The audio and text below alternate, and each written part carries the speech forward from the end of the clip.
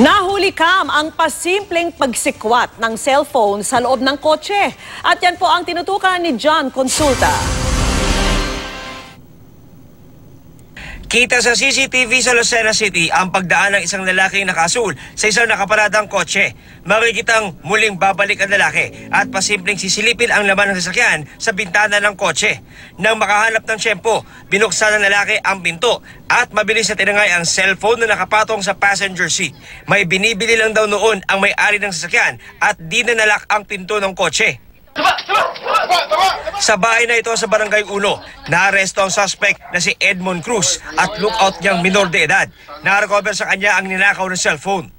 Sa tulong ng CCTV at dun sa follow-up ng trupas, matapos ang krimen, natuntun natin ang pinagtataguan ng mga suspect.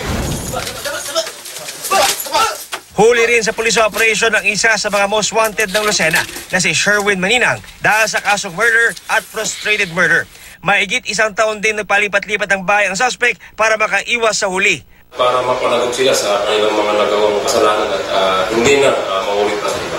Hindi na nagbigay ng pahayag ang mga suspect. John Consulta, nakatutok 24 oras.